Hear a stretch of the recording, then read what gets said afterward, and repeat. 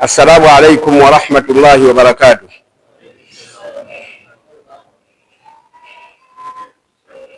Tumutendereza Allah subhanahu wa ta'ala n'amatenda amajjuvu. Yeyekka atendebwa ng'asaana okutendebwa. Yeyekka atendebwa nga ddala bye bamutendako abirina.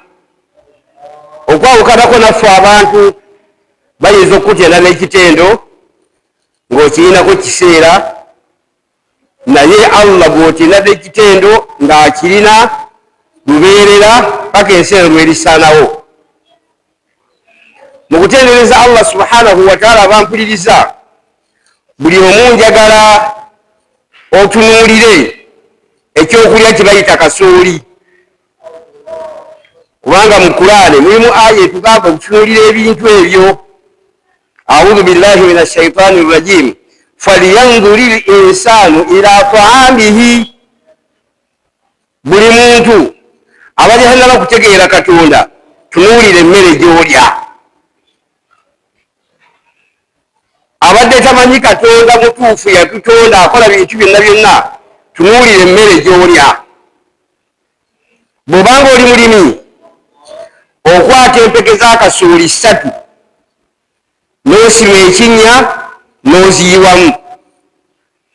Bw'omala oziyiwamu n'obikkako n'ettaka, naddala bw'oba osimbye kumpi n'awaka, kyenkoko zijja kutakula zimulye zimuggyemu. Oteekako ettaka n'olinnyako n'ekigere bw'oti. Olw'obutaagala nkoko zijjayo kasooli oyo, wayitawo ekiseera Allah n'ayiwako amazzi, enkuba yagikubako yagitonyesaako.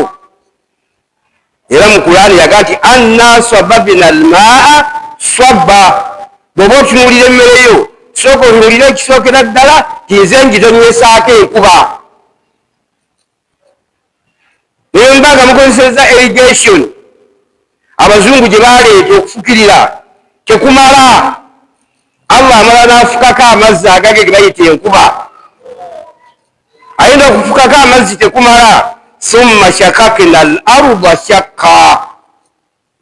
Senga ogendayo kasooli nga yakamera, olabanga akantu kanene kati mu Luganda bakayita akatunsi, nga kavaayo mu mpeke ya kasooli, kayasa kati ettaka. Allah yayasa kubanga ke summa shakakna al-arda shakka. Ettaka eryo ffe tulyasa ne livaawo akatunsi kakasooli ne kavaayo. Ng'era bw'okakondako bw'okina engalo kamenyeka. Naye Allah subhanahu wa ta'ala awalagirawo obuyinza obw'ekika ekyawaggulu, ti Allah wa buyinza ajjawe atonyesa enkuba. Ekyo namba 1. Allah wa buyinza nti ayasa ettaka eryo omutunsi ne guvaayo, ne gugenda nga gukula, ne gugenda nga gugejja, ne wavaayo omuti gwa kasooli. Omuti gwa kasooli guvaawa? Njagala oddeyo okwongere kasooli w'omukalu, oleete n'akaso omusaleesalemu, ondage omuti gye guva. Bw'onoogulabamu nja kubeera nga nkukakasa. Bw'onooba tegulabyemu, manya nti obuyinza bwa Katonda bwe bujja mu mpeke eyo ne muvaamu omuti, omuti ne gubeerako emisooli ogutali gumu. Ate emisooli egyo ne gibeera ku kikongoliro. Ekikongoliro kivaawa? Allah. Ekikongoliro mu mpeke ya kasooli kivaawa? Oye Allah. Namutegeera byaleeta n'ajjamu kasooli mu mpeke n'agijjamu ekikongoliro. Bw'oba otunuulidde ekikongoliro kibeerako layini za kasooli nga ziri straight based, 10, 12, 14. Ani apanga layini ezo? Allah. Ani apanga layini za kasooli ezo? Allah. Kuba teriyo wa sayansi yenna agamba nti nze nakoze kino nengattagatta kino ne tufuna ekikongoliro. Teriyo. Bwe maze okufuna ekikongoliro, nze nsimbye layini eno, n'eno ya 2, n'eno ya 10, n'eno ya 12. Tariyo. Abikola ebyo yani? Ye Allah. Kale Allah tumutye, Allah tumutendereze. Ateeka sukaali mu kikajjo ettaka lyammwe lirimu sukaali mwabali b'ebikajjo naye lwaki ekikajjo kijja nga kiwoomerera oli Allah. Bogoya tumulya nga awoomerera, ani amuteekamu sukaali? ye Allah. Ndiizi tumulya nga awoomerera okusinga b'ebbogoya, ani amuteekamu okuwoomerera? ye Allah. Si ye Muhammadi, si ye Yesu, si Musa, si Ibulayimu. Abo bonna tebalina maanyi gasimba kasoolera kumumeza, tebalina maanyi gateeka mu kikongoliro, tebalina maanyi gateekako layini za kasooli. Aye ne batamuleka ng'alindeko eginwereere n'ateekako n'ekibikka. Ani ateekako ekibikka?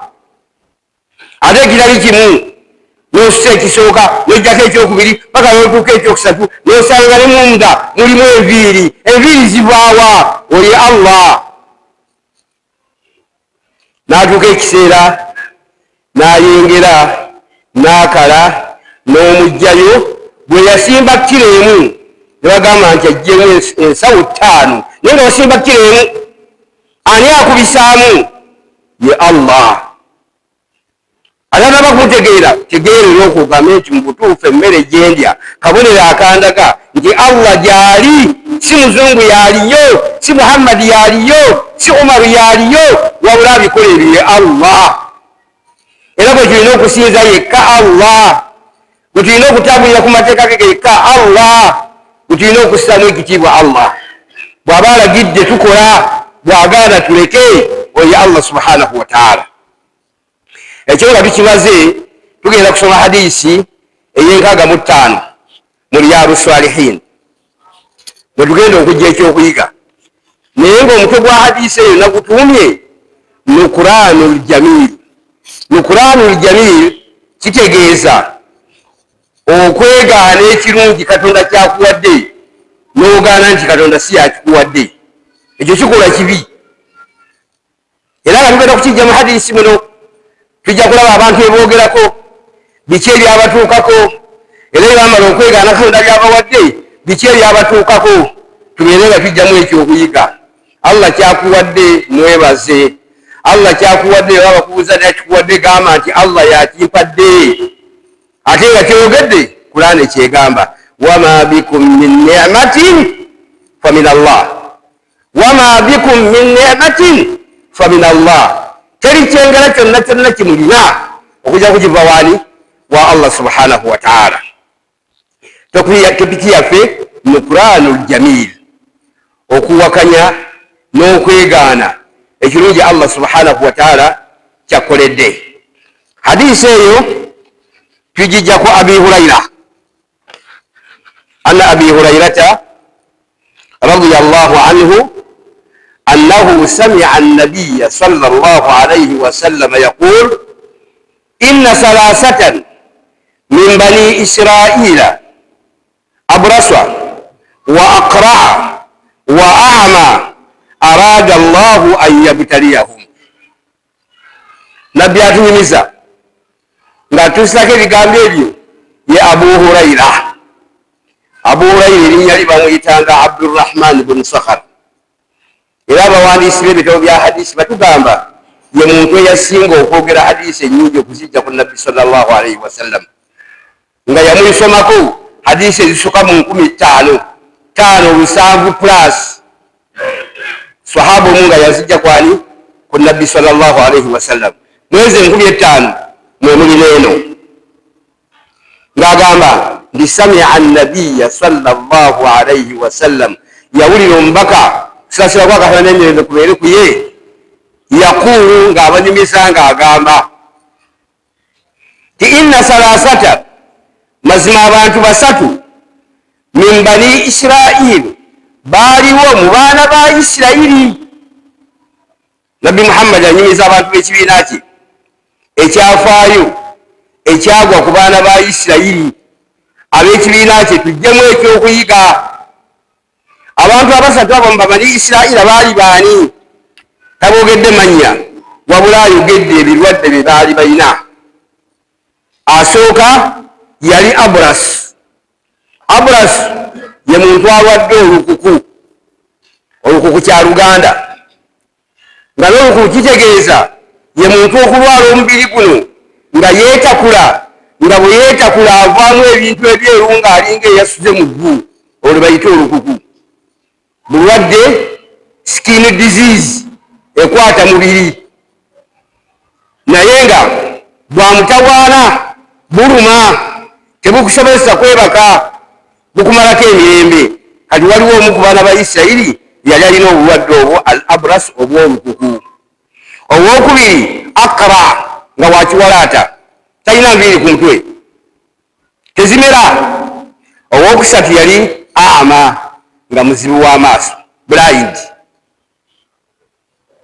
Fa arada Allahu, Allah yayagala an yabtaliyahum, okubagezesa. Fabaasa ilaihim malaka, n'abasindikira malayika. Awo njagala nnyiyewo Katonda ayagadde bagezesa. Tabasindikidde bantu bannaabwe, wabula abasindikidde bamalayika. Awo tuyigamu nti ebitonde Katonda bye yakola bye bayita malayika, tatashakkalu, bisobola okukyuka, bi ashkaali mukhtalifa, ne birabika mu ndabika ez'enjawulo. Nkiddamu, Katonda bw'atuma malayika n'agituma eri ow'olukuku, n'amutuma eri ow'ekiwalaata, n'amutuma eri muzibe, yamutuma ng'ali fi suurati insaani, mu kifaananyi kya muntu. Ekitegeeza malayika mu buyinza bwe yakolayo ebitonde, ng'ebitonde ebyo bikyukakyuka nga bw'aba ayagadde. Gwe omuntu okyukakyuka, yakukola ng'oli muntu, oyogera kufa ng'oli muntu. Naye yakola ekitonde ekibayita malayika nga kyo kikyukakyuka, kisobola okujja ng'omuntu, kisobola okujjira mu kifaananyi eky'ekintu ekirala. Kinakyo oteekwa okukimanya. Era ebyokulabirako bingi mu Kulaani, nga n'ekisookerwako ddala kyekyali wakati wa Jibuliiru ne Nabbi Muhammadi sallallahu alaihi wasallam. Kubanga Nabbi Muhammadi atugamba nti ra'aytu Jibuliira, nalaba Jibuliiru ala suratihi, ku kifaananyi kye eky'obwamalayika, walahu 600 janah, ng'alina ebiwawaatiro 600 wings. Kullu janahin minha, nga buli kiwawaatiro ku biwawaatiro ebyo 600 bw'abanga akyanjuluza bw'ati yasuddu ufka, kiziba sayidi eno n'obeera nga tolina kyolabayo. Nga bwe yanjuluza bw'eti entolina kyolaba, naye nga ebiwawaatiro 100, 200, 300, 4, 5, 600. Naye bwe yajja ewa Nabbi sallallahu alaihi wasallama, yajja fi suurati insaani, mu kifaananyi kya muntu. Allah yamukyusa n'amusindika nga muntu, n'ayambala engoye nga njeru, n'enviiri nga za bbulaaka, najja nga munyirivu awedde emirimu, najja mu maaso ga Nabbi sallallahu alaihi wasallam. Naye ng'ekimwese wa Nabbi kumusomako, yajja kumusomako. Bw'atuuka ewa Nabbi sallallahu alaihi wasallama, yamusanga afukamidde nga bwe yafukamidde bwenti, atudde nga afukamidde. Ne Jibuliiru najja n'afukamira. Fa asnada rukubatayhi ila rukubatayhi, amavivi ge n'agatuusa wano, n'afukamira amavivi ge negakwatagana n'aga Nabbi. Wa wadaa yadayhi ala fakhzayhi, n'addira emikono gino n'agiteeka ku bisambi kuno. Jibuliiru omuyizi azze okusoma kwasinga ebitonde byonna Muhammadi, yajja ne yeewombeeka. Awo waliwo kalesoni nti buli asoma irimu ateekwa okwewombeekera omusomesa we. Kobeere ng'oyinza okuba ng'oli munene okusinga omusomesa wo, oli muwanvu okusinga omusomesa wo, oyinza n'okubeera ng'oli mugagga okusinga omusomesa wo, naye olina okwewombeeka. Lwaki? Omusomi Jibuliiru wa bbeeyi, yakulira bamalayika bonna bonna abali muki? Wa bbeeyi, alina biwawaatiro 600. Wa bbeeyi, atambula jjaneye ggulu nsi, ggulu nsi. Katonda kumutwala obubaka wa Nabbi Muhammadi n'abuleeta, n'abuzzaayo, n'abuleeta. Oyo munene oyo. Naye teyagamba Nabbi Muhammadi kinga bayinza okusomako Nabbi Muhammadi tuula wano katebe, nange mpe wali akatebe. tandika okubuuza ebyange. Yalaga nti omusomi agenda okusoma ku muwalimu ateeka okwewombeeka wadde ng'oli ku ddala lya kikaaki. Omala omufunako kyomufunako olyoka ogende n'amadaala ago naye ng'omaze okwewombeeka mu maaso gaki g'omusomesa. Kyetwagaddemu nti Jibuliiri yajjira mu kifaananyi kyaki kya muntu akyusakyusa amagundi ge. Ne bwe yagenda ewa Mariyamu maama wa Musa, maama wa Isa, era yagendera mu kifaananyi kyaki kya muntu nga Katonda amutumye. Bw'atuuka eyo n'alya bulaga ati owange omusajja nzijidde nga ndi mu kisinzizo nzekka abadde ki? Inni a'udhu birrahmani minka in kunta taqiya. Surati Maryam bwetu bwegamba. N'asaba obuyambi wa Katonda wange njaba okuyigiriza omusajja ono anzijidde musajja simumanyi ate ansanga muzikiti gyensinza Katonda. Jibuliiru ajjidde mu kifaananyi kyaki kya musajja. Kati ajjira mu kifaananyi ky'omusajja n'agenda eri omulwadde namba 1 nga yaani ye Abras, omulwadde w'olukuku.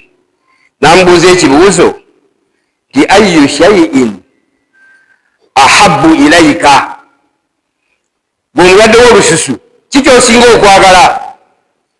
N'amugamba nti lawunun hasan, njagala langi ennungi. Wa jildun hasan, njagala ne sikiini nga nnungi. Wa yazhabu anni alladhi kad kazirani nnaasi, era nsaba Katonda anziggyeko ekyo abantu kye bandabako ne babeera nga banneeyinyala. Ekigambo okwenyinyala mwali bukiwuliddeko? Njagala onziggyeko ekintu ng'abantu ebakindabako banneeyinyala, kubanga bandaba olususu nga wetakula bweti, kuvaako ngavu, kuvaako bintu byeru, abantu banneeyinyala. Kati byensaba Katonda ampe kale ennungi, sikiini ennungi, ate nabyo nebibadde abantu bantunuulirako ne banneeyinyala bibeere nga binvaako. Famasahahu, malayika esiimuula olususu lwa omusajja ow'olukuku. Fazahaba anhu kazaruhu, ebyo abantu ebaalinga bamwenyalako byonna ne biggwako. Wa utiya lawunan hasanan, Allah n'amuwa ekkala ennungi, amuwadde ekkala ennungi. Qaala amugamba fa ayyul maali ahabbu ilayka, ng'amaze okuddiza omubiri guno olususulo. Kati mu maali eri ku nsi kuno olina kika kya maali ki kyoyagala? Qaala n'agamba nti al ibil, njagala ki? Njagala ngamiya. Bamutewulira nti musajja yali muvaga, nti yalisabye sente, yalisabye zaabu, yalisabye bamuwe tureera, ayagala ngamiya. Ngamiya yaliwo ku mulembe ogwo, ng'ekyebbeeyi ekiriwo ku mulembe ogwo ngamiya. Naga njagala nfune ngamiya. Fa utiya naqatan usharaa, Allah n'amuwa engamiya ate ng'eri lubuto. Anytime egenda kola ki? Qaala n'agamba nga amaze okugifuna, malayika amugamba nti barakallahu laka fiiha, nsaba Allah akuteeremu omukisa mu ngamiya eyo gy'okoze eki? Gy'ofunye. Afunye ebintu bibiri, obulwadde buwonye, ate bamuwadde ne maali agenda akola bizinesi. Malayika bwe mala okuva ku oyo, fa ata al aqraa, n'egenda n'esinkana omusajja ow'ekiwalaata, nga ne bw'ayagala teviri tezibeera mu mutwe. Faqaala, n'amubuuza ayyu shay'in ahabbu ilayk, kintu ki ky'osinga okwagala? Qaala, n'agamba sha'run hasan, njagala enviiri ennungi. Wa yazhabu anni haza allazi kazalani nnaasi, njagala n'ebyo ebibadde ku mutwe ng'abantu babyenyinyala obeere ng'obinzijjako. Famasahahu, malayika n'emusiimuula. Fazahaba anhu kazaruhu, byonna byonna abantu babadde bamwenyinyalako ne bimuggwako. wa utiya sha'ran hasana, Allah namuwa enviiri ennungi. Bw'amala ozimuwa n'amubuuza nti ayu lmaali ahabbu ilaik, maali ki gy'osinga okwetaaga? Qaala, n'agamba nti albakar, njagala nte. Fa utiya bakaratan hamila, era ne bamuwa ente ng'eri lubuto. Wa qaala baraka Allahu laka fiiha, nemala nemusabira n'edduwa nti Katonda akuteeremu omukisa mu nte eyo gy'akuwadde. Omulwadde namba 2 yawedde. N'agenda ku mulwadde namba 3, fa ata al a'ma, n'agenda eri muzibe. Faqaala, n'amubuuza ayu shay'in ahabbu ilaik, kiki osinga okwagala? Qaala, n'agamba an yarudda Allahu ilayya basari, an yarudda Allahu ilayya basari, kyensinga okwetaaga Katonda kunzirisa maaso gange, kunziriza maaso gange nziremu okubeera nga ndaba. Fa absiru nnansa, nziremu okulaba abantu. Famasahahu, n'amusiimuula mu maaso agabadde gazibye. Faradda Allahu ilayhi basara, Allah n'amuddiza ki? N'amuddiza amaaso.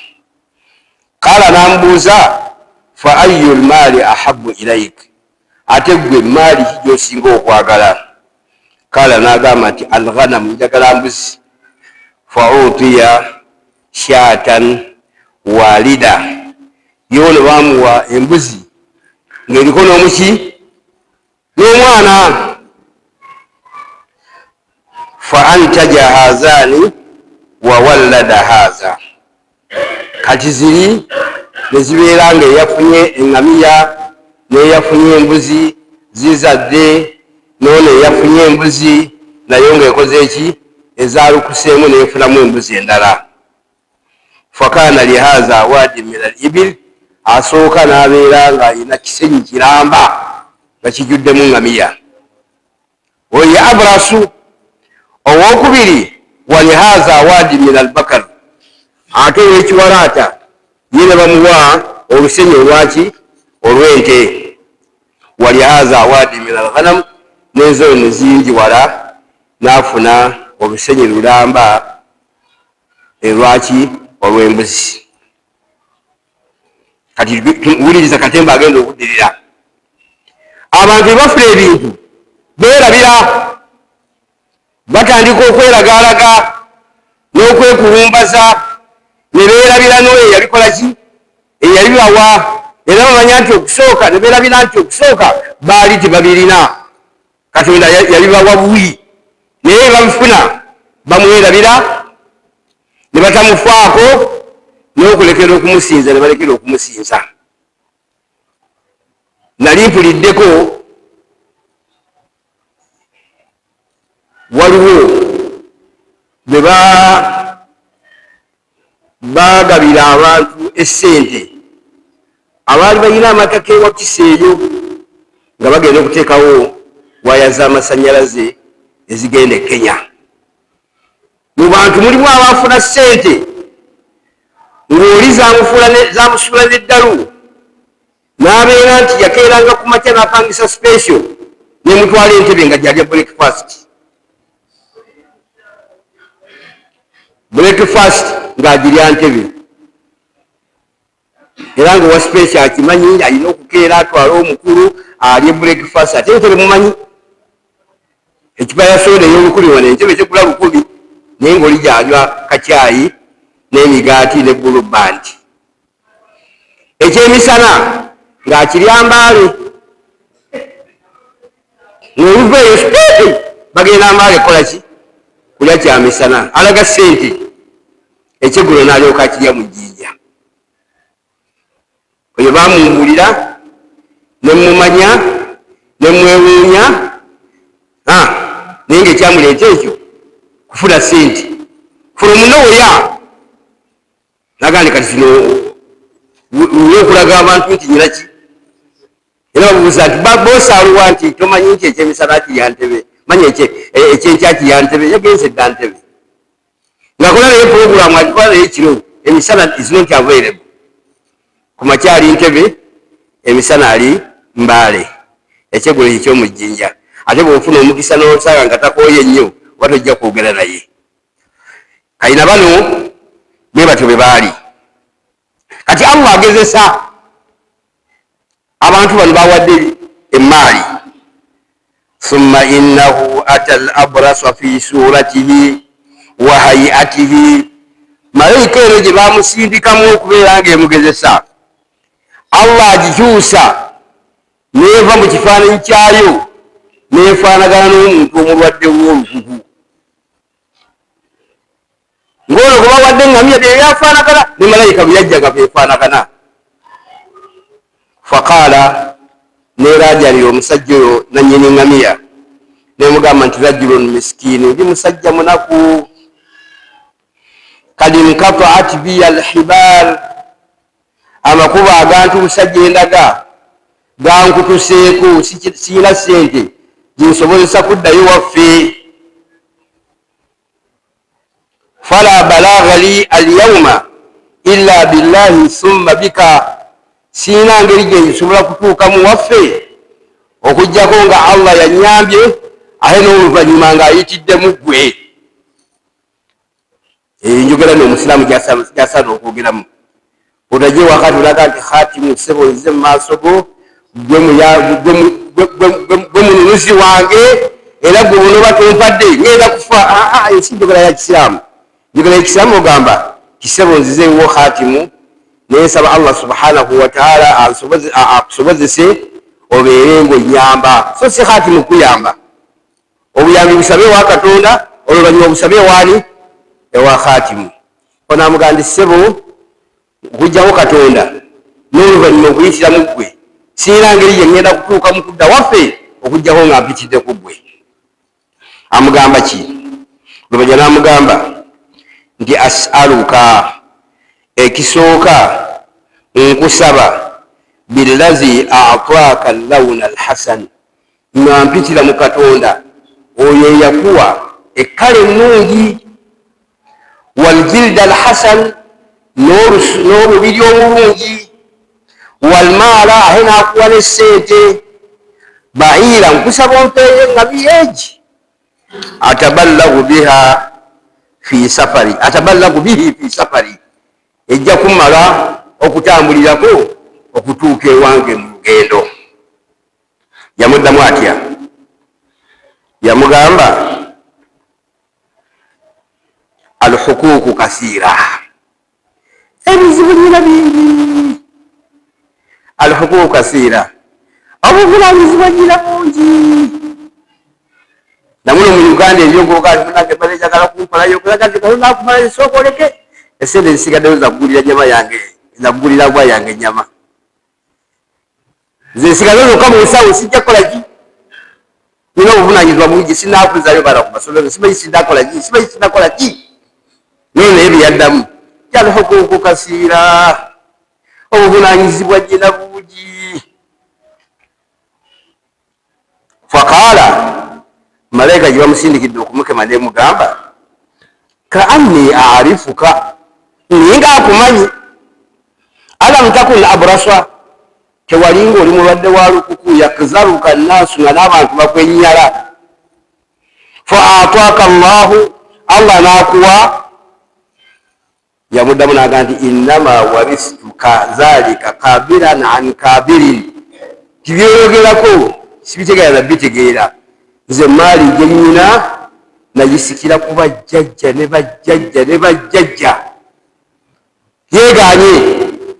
yeeganye Allah yamuwa okumuddiza olususu abyegaanye eŋŋamiya ziyamuwa azeegaanye okuzinyiwaza kuyazinyiwaza akwegaanye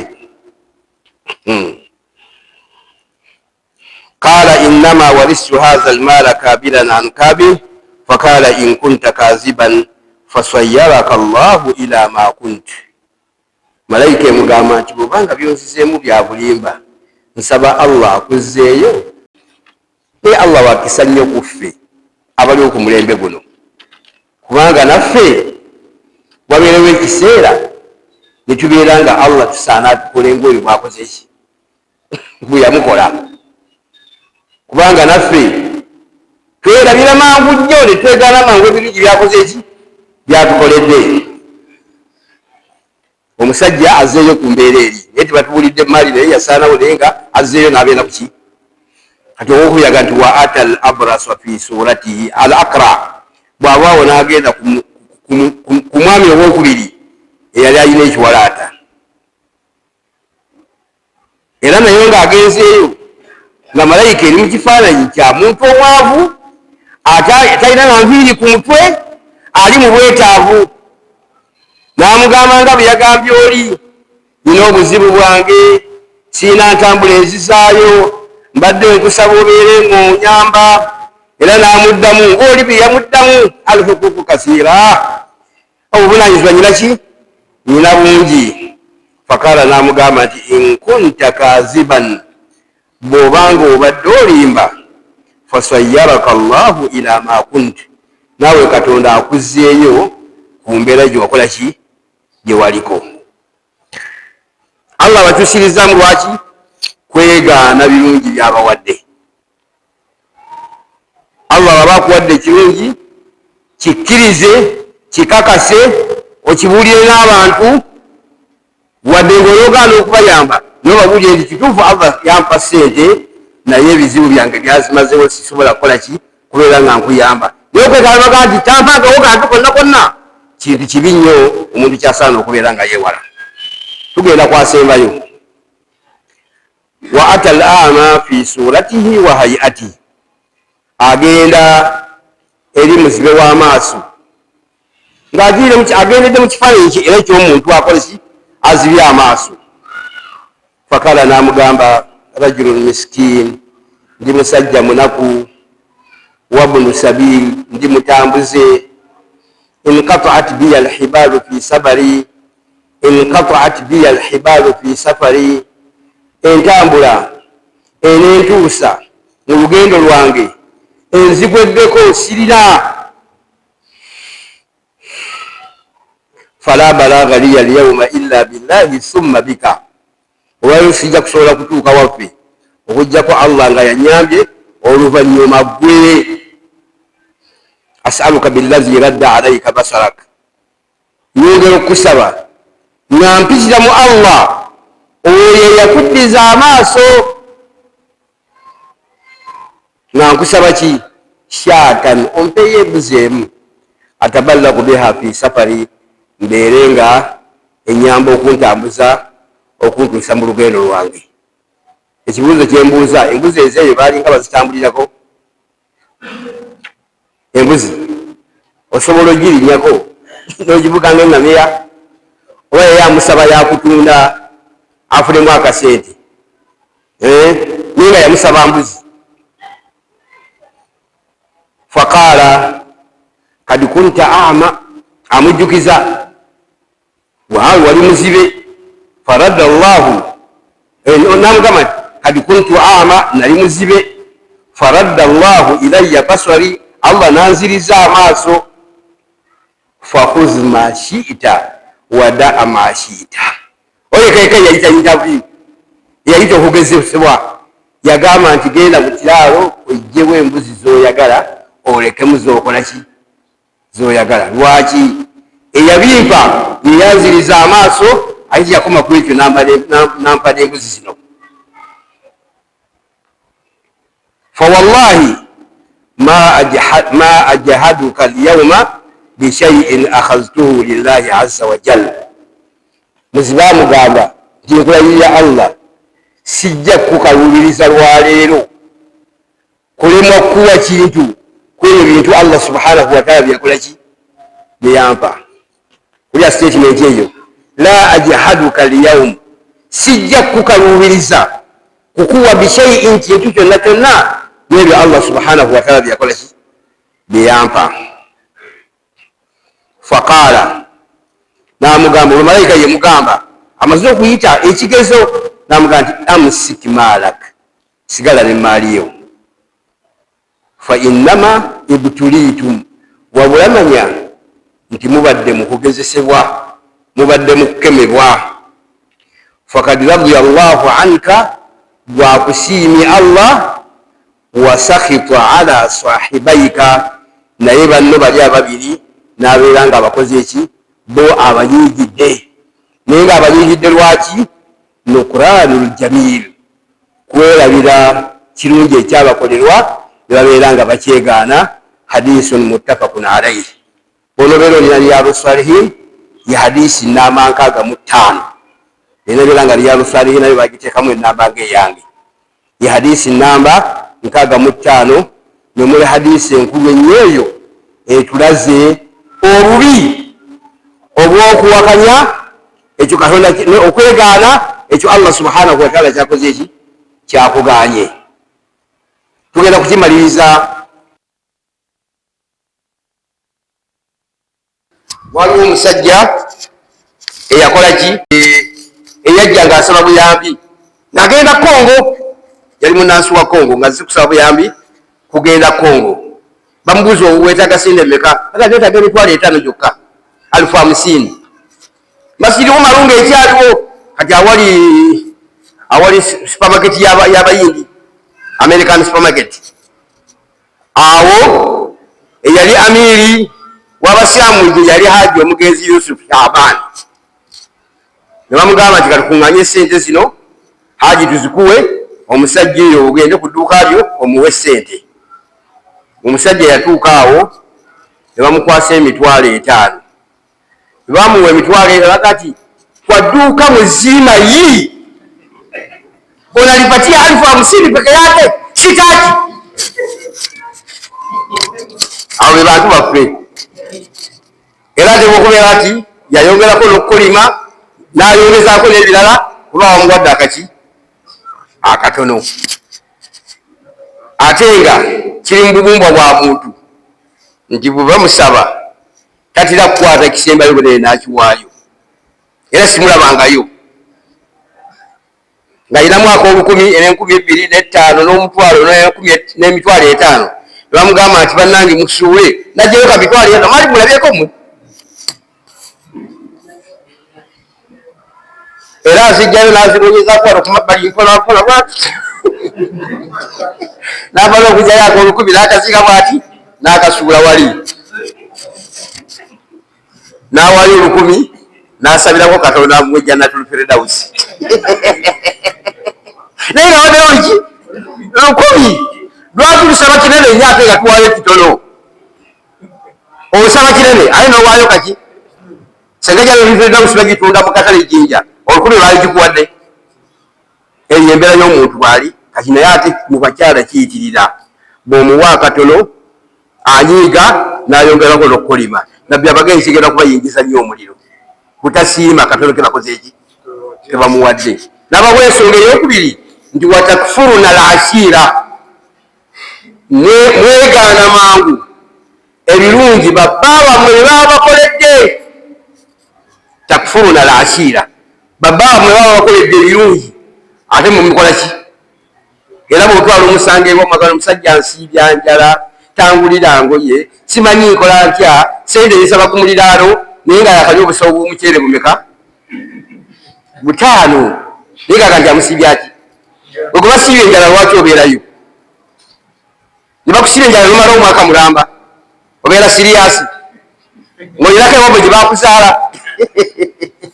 Naye bw'atwala omusango olw'okwagala okuggusa amaamu, abantu wallahi n'emmere etangulira, wallahi mala kulimira bakyala ne bagimpa, ekikolwa ekyo ekikyamu kigenda kubayingiza ki? Kubayingiza muliro. Kwegaana kirungi kibakoze eki, kibamuwadde. Ekisembayo kya Firaawo, si Firaawo, Karuuna. Karuuna yamulimirizako mu Suratul Qasas ti inna Karuuna, a'udhu billahi minash shaitani rajim, kana min qaumi Musa.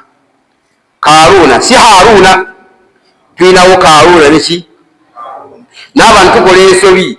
Haji Haruuna kati ngenda kuwa Haji Karuuna, nedda si Haji Karuuna oyo, balamuyita Haji Haruuna. Haruuna ne Karuuna waliwo enjawulo. Haruuna yali nabbi wa Katonda ate Karuuna yali mwononefu. Kati Karuuna oyo kana min qaumi Musa, yali mu gurupu y'abantu ba Nabbi Musa. Fabaga alayhim, n'abeekola ki? n'abeewaggulako. Wa atainahu min alkunuz, twamuwa ebyobugagga. Ma inna mafatihahu latanuu bil'usbati ulil quwwa, twamuwa ebyobugagga bingi ng'amasitoowa agabitereka ebisumuluzo mukwata bingi, era nga gurupu y'abantu abalina amaanyi ne babisitula mulyoke mugende musumulule amasitoowa agalimu ebyaki. Obugagga waliwo ali abufujjako ku mulebe kuno, omuntu abeera ng'alina amasitoowa mwatereka ssente nga n'ebisumuluzo ebyo kati musobola bisitula nzekka, tubeera abantu 15 netukwata obusumuluzo. Mulaga luddawa tugenda kusumulula wa Karuuna atugambye tugeyo biliyoni yaki ya ssente. Sebo bwafuna ebyo yeeragalaga nabeera nga nakyawulira ya Nabbi Musa byayogera. Abantu bebamugaa nti la tafrah, kulale bwegamba la tafrah, tosanyuka n'oyitawo. Inna Allaha la yuhibbu lfarihin, Katonda taagala basanyuka ne bakola ki?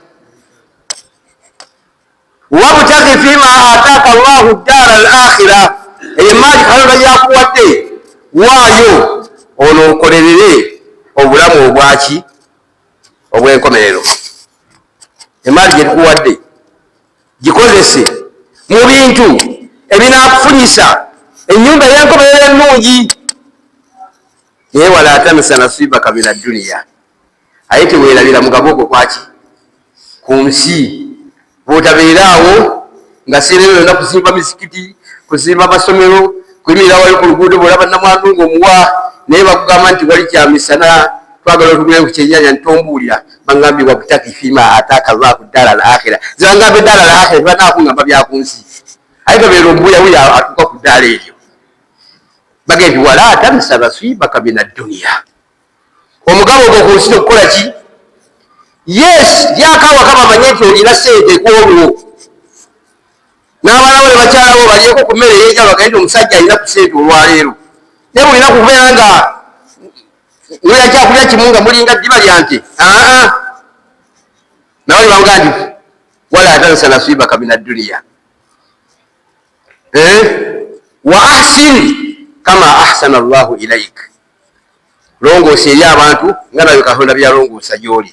Wala tabghi lfasada fi lardi, togezaako okwonoona ku nsi. Inna Allaha la yuhibbu lmufsidin, sitwagala boonoonyi. Yaddamu ki kyenjagadde mu aya ezo. Kaala yagamba abamugambako ti innama utituhu ala ilmin indi, kiremaali gye mulaba nnyina kwali kutetenkanya kwange, magezi gange, kulafuubana kwange. Tombulira bya Katonda. Katonda yazimpadde yansanzeewa, abantu bateboogera. Katonda yazimpadde yansanzeewa. Innama utituhu ala ilmi, nze nsula seebasi. Nzuuka ssaawa 10 nengenda ku mwalo, nzuuka ssaawa 10 nevuga emmoloka yange, nzuuka ssaawa 10 nenkola bweki, kutetenkanya kwange. Ekigambo ekyo bukyogera mubeera muno Qur'anul Jabiir, oba weeganye ekirungi Allah subhanahu wa ta'ala kyakola ki kiyakola. Era kyobulaba nti enkomerero ya Karuuna Allah kwali kumuzikiriza ng'akyali mu ttaka eyo, ajja kubayo yawuma ki? Qur'an egamba nti fakhasafna bihi wa bidaarihi al-arda, twayasa ettaka n'abuliramu ye n'ennyumba ye. Fama kaana lahu min fi'atin yansurunahu, teyafunayo gurupu y'abakadeyide abaali batambula naye bamutaasa. Wama kaana muntasira, era Allah yali tasobola kumufunira bamutaasa. Njagala okumaliriza ebigambo byange nga mbagamba ti Allah bw'aba akuwadde ekirungi siima. Bw'oba tosiimye Allah ayinza okukikuggyako. Bw'aba akikulekedde aba akuwaako jja nayo yakuki yaku nsi, naye nga byakuteekereteekere ku yawmal qiyama olw'obutamusiima nga bijja kubeera biki bizibu nnyo okusingaawo. Njagala ebibuuzo 3 tubeere nga tukola ki nga tuggalawo omusomo gwaffe. Naam.